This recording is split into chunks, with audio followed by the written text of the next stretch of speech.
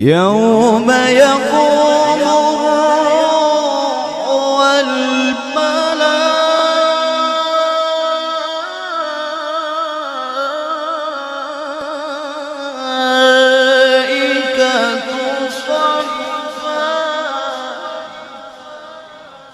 Assalamualaikum warahmatullahi wabarakatuh. Selamat petang serta selamat sejahtera.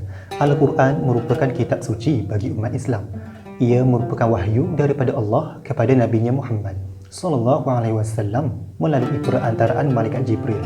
Dan Al-Quran yang wujud pada hari ini telah diriwayatkan secara mutawatir dari zaman berzaman.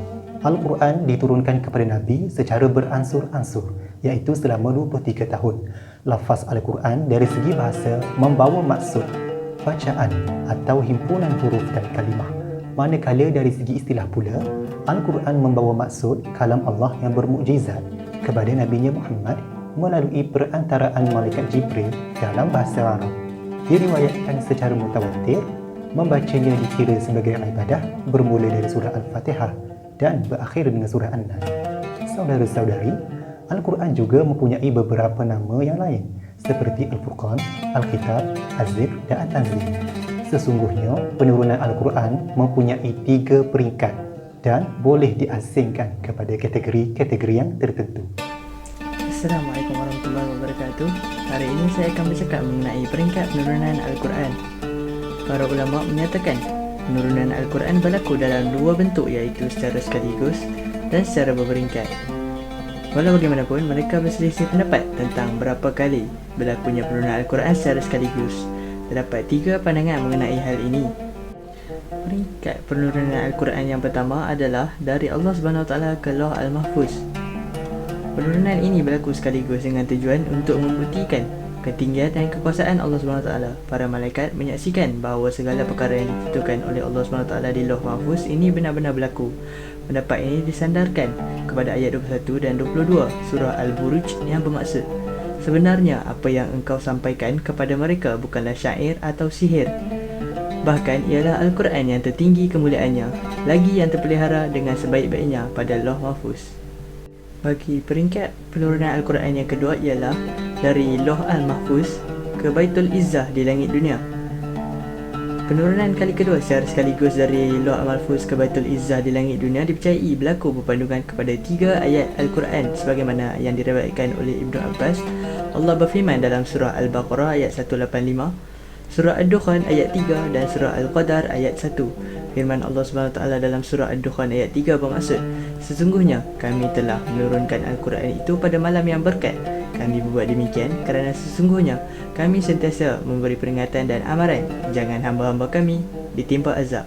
Dan firman Allah SWT dalam surah Al-Qadar ayat 1 bermaksud, sesungguhnya kami telah menurunkan Al-Quran ini pada malam Lailatul Qadar.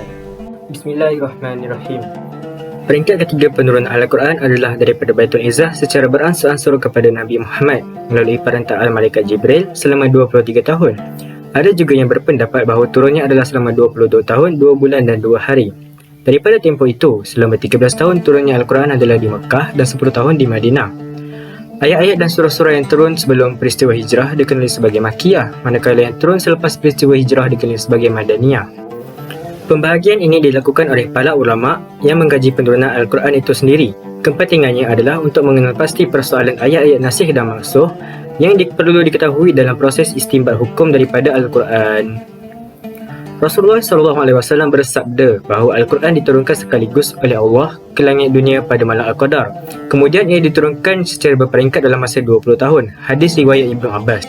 Sebahagian ulama berpendapat bahawa Al-Quran ini turunnya hanya sekali sahaja daripada Allah Subhanahu Wa Taala terus kepada Rasulullah SAW melalui perantaraan malaikat Jibril, dan bukannya sebanyak 3 kali daripada Allah Subhanahu Wa Taala ke Lauh Mahfuz, ke Baitul Izzah dan juga kepada Rasulullah SAW.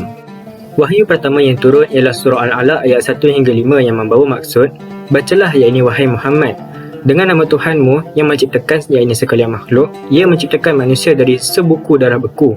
Bacalah, dan Tuhanmu yang maha pemurah yang mengajarkan manusia melalui pena dan tulisan, yang mengajarkan manusia apa yang tidak diketahuinya.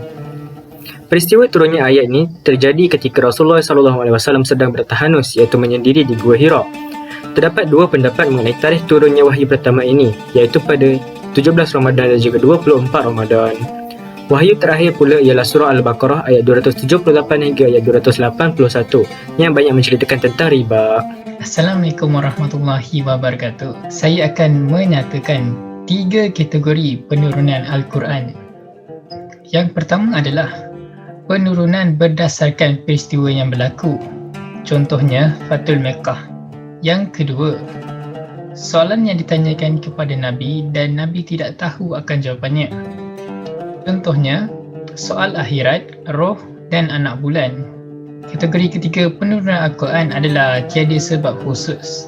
Seterusnya, saya akan menyatakan sebab-sebab Allah Subhanahu Wa Taala menurunkan Al-Quran secara beransur-ansur.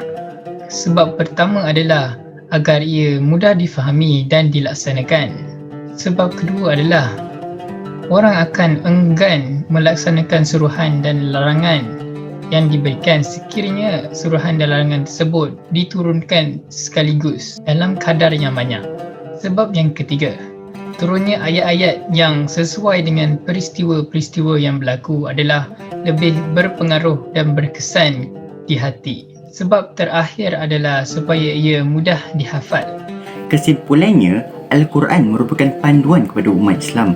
Al-Quran merupakan kalam Allah yang bermukjizat yang diturunkan kepada Nabi Muhammad sallallahu alaihi wasallam melalui 3 peringkat. Peringkat pertama daripada Allah ke Luh Mahfuz. Pada peringkat kedua daripada Luh Mahfuz ke Batu Izzah. Pada peringkat ketiga daripada Batu Izzah kepada Nabi Muhammad sallallahu alaihi wasallam secara beransur-ansur. Pada peringkat pertama ianya berlaku sekaligus bagi menunjukkan ketinggian dan kekuasaan Allah Subhanahu Wa Taala.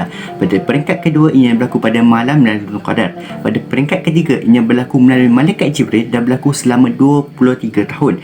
Tetapi ada pendapat yang mengatakan ianya berlaku selama 22 tahun, 2 bulan dan 2 hari. Peringkat ketiga berlaku secara beransur-ansur agar lebih mudah difahami dan dijalankan. Sebagai penutup, harapan kami agar setiap Muslim dapat menjadikan Al-Quran sebahagian daripada hidup mereka supaya mendapat ketenangan di dunia dan di akhirat.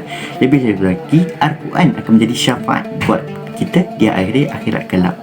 Sebelum kami melabuh tirai, jadikanlah Al-Quran itu surat cintamu setiap masa. Bacalah Al-Quran walaupun satu muka surat sehari, kerana Al-Quran itu memberi petunjuk ke jalan yang benar. Sekian saja daripada kami. Sekian, wabillahi taufiq wal hidayah. Wassalamualaikum warahmatullahi wabarakatuh.